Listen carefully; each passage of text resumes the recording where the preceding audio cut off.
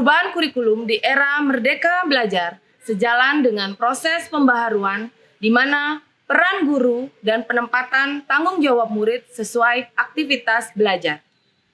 Pendekatan yang semula pada kemampuan berpikir mengingat saja berubah menjadi pendekatan yang menitik beratkan pada kemampuan menganalisis, menalar, dan berorientasi pada kebutuhan minat bakat belajar murid.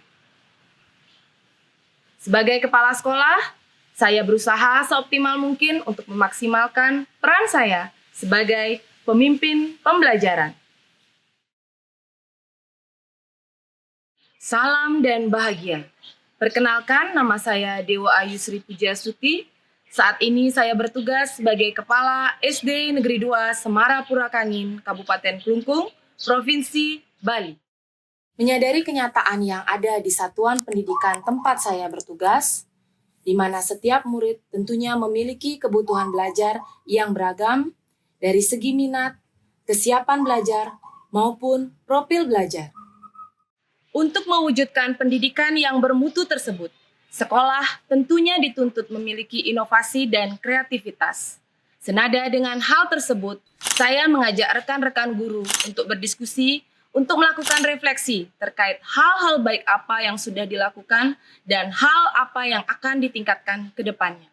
Berdasarkan hasil analisis rapor kependidikan sekolah di tahun 2024, saya jadikan bahan kajian dan sandingkan dengan kebijakan sekolah, di mana hasil rapor memang menunjukkan peningkatan kemampuan literasi, namun ada penurunan pada kemampuan membaca teks informasi.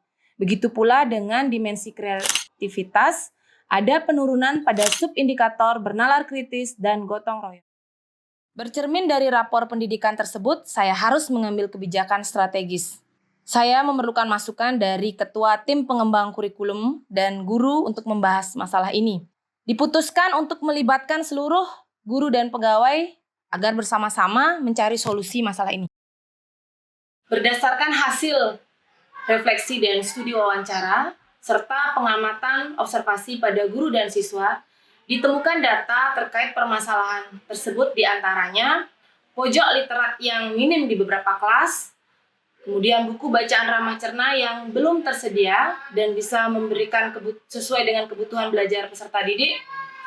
Ditambah lagi, siswa cenderung lebih suka bermain gadget, bersikap apatis atau acuh terhadap orang dewasa di sekitarnya maupun teman sebaya, dan masih banyak gerakan-gerakan komunal yang terindikasi pada perundungan. Hal ini sangat miris sekali terjadi di satuan pendidikan yang saya pimpin, dan yang paling juga menjadi perhatian utama adalah ruang perpustakaan yang belum layak, di mana ruang perpustakaan tersebut lebih mirip kantong Doraemon. Kantong Doraemon tersebut adalah semua alat-alat, termasuk lapel, cangkul ada di sana. Jadi ini yang menjadi kaji tilik kami untuk mengangkat permasalahan ini menjadi satu strategi yang kedepannya akan berdampak. Buku bacaan bermutu atau dikenal juga dengan buku ramah cerna adalah buku yang disesuaikan dengan kemampuan membaca siswa atau kita kenal dengan buku berjenjang. Merujuk pada BSKAP nomor 30 tahun 2022 bahwa buku-buku berjenjang dimiliki oleh satuan pendidikan untuk mewujudkan kemampuan minat baca anak, terutama anak senang membaca. Buku-buku tersebut terdiri dari buku jenjang A untuk pembaca dini, buku jenjang B untuk pembaca awal, buku jenjang C untuk pembaca semenjana, buku jenjang D untuk pembaca madya, sampai pada kategori buku jenjang E untuk pembaca yang sudah mahir. Bertalian erat dengan hal tersebut, saya selaku penulis dan semua ekosistem sekolah sepakat untuk mengupayakan strategi sederhana yang berdampak. Kami beri nama Kriptos Legit. Strategi ini berfokus dan mengacu pada peningkatan minat baca peserta didik dan penguatan karakter, serta yang tak kalah penting adalah pengimplementasian lingkungan kaya teks bagi peserta didik. Strategi Kriptos Legit adalah akronim dari karakter sandingkan dengan buku non-teks, literasi menggeliat. Pengembangan Kriptos Legit ini saya adopsi dari pengembangan model ADI. ADI sendiri terdiri dari 5 tahap pengembangan, yaitu dalam pengembangan strategi ini ada beberapa tahap yang kami lakukan. Tahap pertama adalah analisis, di mana menganalisis uji tilik yang ada kita bersama. Temuan-temuan yang didapatkan akan digunakan sebagai bahan untuk nantinya mengadakan lingkungan yang kaya teks, kegiatan membaca yang menyenangkan. Dilanjutkan dengan tahap perancangan, di mana seperti yang dijelaskan sebelumnya, beberapa metode sudah dilakukan oleh guru untuk mengupayakan kemampuan membaca anak. Misalnya dengan metode 5 jari, menggunakan instrumen iGra, kemudian menggunakan alat permainan edukatif lainnya. Agar lebih efisien, saya mendampingi rekan guru untuk bersama menguatkan literasi dalam pembelajaran. Program ini hanya akan menjadi program di atas kertas jika hanya menunggu penganggaran ataupun biaya, dan tentunya tidak akan menyelesaikan masalah dengan cepat. Menyikapi ini, saya tidak tinggal diam. Saya berusaha bersama ekosistem sekolah mengerahkan segala daya upaya yang saya bisa. Di antaranya melakukan pendekatan dan menjalin kerjasama dengan berbagai stakeholder terkait. Kurangnya transportasi tidak menyurutkan niat saya. Saya meminta bantuan pada perpustakaan daerah untuk melakukan penjemputan dengan transportasi berupa mobil dalam mengakomodasi peserta didik saya. Baik, untuk SD 2 Sembala Purakangin, jadi satu-satunya SD di Kabupaten Kelungkung yang melaksanakan kerjasama dengan Pusaka Daerah Kabupaten Kelungkung.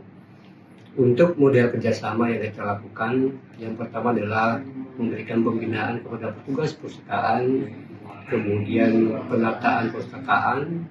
Kami sebagai sosial pemberdayaan perempuan dan anak Kabupaten Kelungkung memberikan apresiasi dan sekaligus berkolaborasi dengan Sekolah Dasar nomor 2 Sembala Purakangin dalam rangka berkomitmen bersama untuk menciptakan sekolah ramah anak. Dan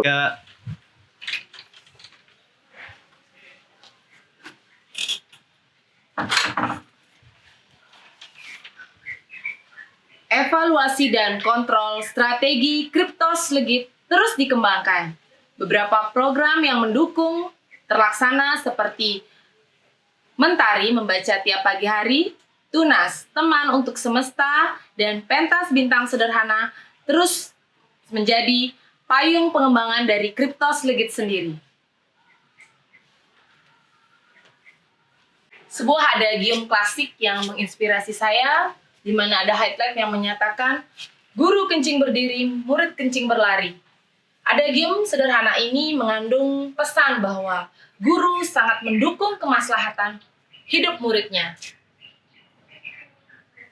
Pada tahap pengembangan, sekolah mulai mengembangkan modul ajar RPP berdiferensiasi yang menguatkan literasi disandingkan dengan buku non-teks.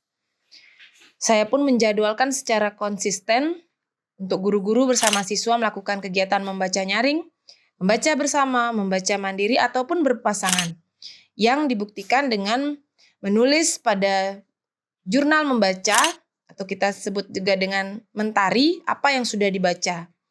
Siswa semakin diberikan ruang berkreativitas untuk tampil. Kami menjalin kerjasama dengan mengembangkan menulis cerita sederhana dengan tim dari kreator Bluluk dan Bali Children Projection. Hasilnya, perwajahan sekolah mulai berbenah, salah satunya dibuktikan dengan munculnya aktivitas guru dalam kegiatan membaca untuk kesenangan dan membaca untuk belajar, penggunaan buku cetak maupun digital dalam inovasi kreativitas guru dalam proses pembelajaran. Beberapa guru dan siswa juga telah menorehkan prestasi dalam berbagai kegiatan. Buku-buku ramah cerna juga tersedia memenuhi keberagaman siswa. Secara perlahan penataan lingkungan fisik sudah mulai berbenah. Terbukti peningkatan siswa dalam 2 tahun terakhir ini pada penerimaan peserta didik baru meningkat drastis serta nilai rapor pendidikan juga meningkat.